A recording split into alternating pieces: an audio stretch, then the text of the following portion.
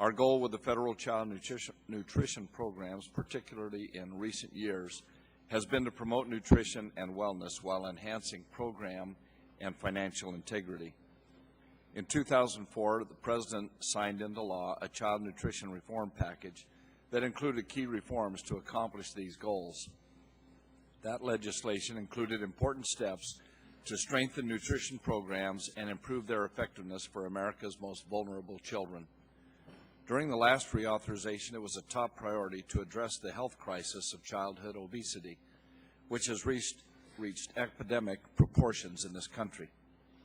In response, we proposed reforms that would strike the right balance between encouraging healthy environments while preserving local control for states, communities, and schools. For example, the bill's establishment of local wellness policies to promote healthy choices and physical activity was intended to complement the larger focus of the federal child nutrition programs, which is to combat hunger and food insecurity while ensuring eligible children receive nutrition assistance. I look forward to hearing today about the current state of federal child nutrition programs with an eye toward reauthorization next year. Child nutrition is an area that is constantly evolving because of changing needs among those who are disadvantaged and rely on nutritional assistance, as well as enhanced knowledge about health and wellness. A status update on these important programs is reason enough to convene this hearing today. However, the recent situation in California, in which beef used in the school lunch program was part of a major recall due to a limited but very troubling health risk, gives us another good reason to examine the structure of our child nutrition programs. I expect that we will closely examine the events leading up to and following revelations that the Hallmark Westland facility engaged in unsafe and inhumane practices that could have put our nation's food supply at risk.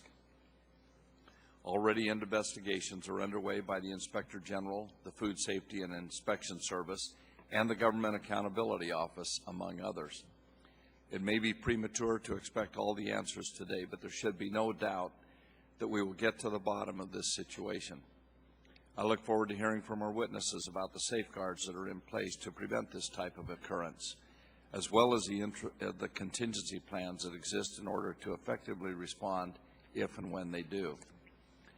My staff and I have been monitoring this situation closely since it was first uncovered, as has Chairman Miller and his staff.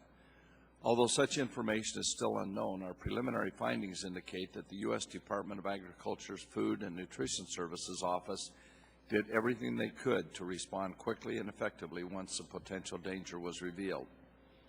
I hope the tone of today's hearings is constructive, with an emphasis not just on what went wrong, but also on what went right and what can be done to prevent anything like this from ever happening again. I also hope we take a comprehensive look at the structure of our child nutrition and food safety programs to examine every step in the safety, monitoring, and notification process. We must examine the link between federal overseers and state operators, as well as the connection between states and the local operators. Our witnesses from the USDA and local districts will help us to look at these programs from all angles. Federal child nutrition programs have been established to meet the most fundamental needs of some of our most vulnerable children and families. That's why safety is of the utmost importance when it comes to the products delivered in school lunches and other nutrition assistance programs. I want to thank the witnesses for coming here today to share their insight and expertise on federal child nutrition programs. As we examine the specific incident in California that has posed so many unanswered questions, we must also retain our focus on the larger program, its effectiveness, and opportunities to ensure the continued success of the school lunch program and other initiatives that have helped combat hunger and promote healthy foods among children and families. Thank you, Chairman Miller, and I yield back.